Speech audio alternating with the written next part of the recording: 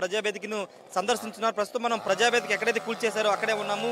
ఇదే ప్రజావేదికని 2019 అధికారంలోకి వచ్చిన మొదటిసారి ఇక్కడ జగన్మోహన్ రెడ్డి రివ్యూ చేసి కలెక్టర్లు ఎస్పీలతో ఇక్కడ రివ్యూ చేసి ఈ భవనం అక్రమ కట్టడం నదీ పరివాహక ప్రాంతంలో కట్టారు, అక్రమ కట్టడాలని కూల్చివేస్తానంటూ ఈ భవనాన్ని ఇక్కడ కూల్చివేసిన పరిస్థితి అయితే మనం చూస్తున్నాం. ఒకసారి అంతకుముందు ప్రజావేదిక వాస్తవ రూపాన్ని చూస్తే కనుక ఈ విధంగా ప్రజావేదికను కట్టారు.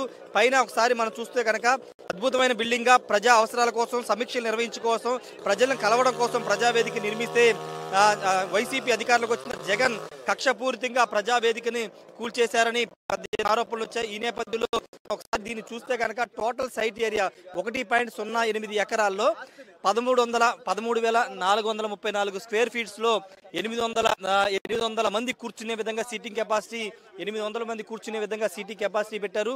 Dining and pantry area 715 square feets, అదేవిధంగా విఐపి టాయిలెట్ ఏరియా సంబంధించి 429 స్క్వేర్ ఫీట్స్ లాగా పెట్టారు. ఒకసారి చంద్రబాబు ప్రజావేదిక లోపల కూర్చుని సమీక్ష చేస్తున్నటువంటి పార్టీకి సంబంధించి కార్యక్రమాలు నిర్వహిస్తున్నటువంటి దృశ్యాలు, అప్పుడు ఉన్నటువంటి ఫోటోలు మనం చూస్తున్నాం. ఒకసారి ప్రస్తుత ప్రజావేదికకు సంబంధించినటువంటి లోపల ఎలాంటి సిచ్యువేషన్ ఉందో ఒకసారి చూపిస్తాము.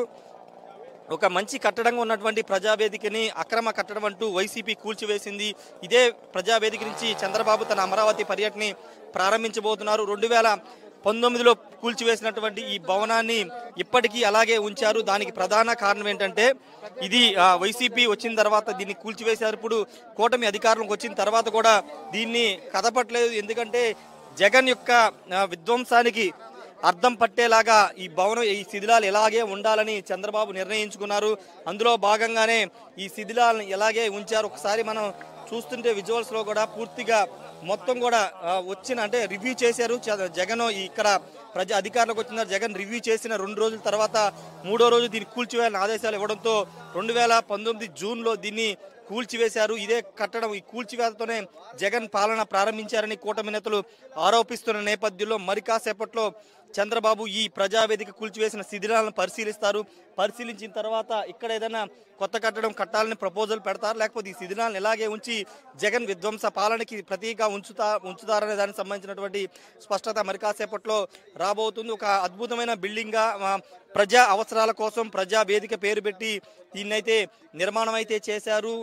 అంటే అంటే నదీ పరివాహక ప్రాంతంలో ఉందంటూ వైసీపీ దీన్ని కూల్చినప్పటికీ ఇది ప్రజా అవసరాల కోసం కట్టింది.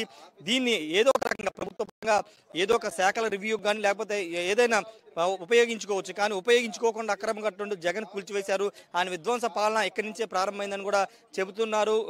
ఉండవల్లిలోని సీఎం చంద్రబాబు నివాసాన్ని ఆనుకునే ఈ భవనాన్ని అయితే కట్టారు. ఒకసారి మనం చూస్తే కనుక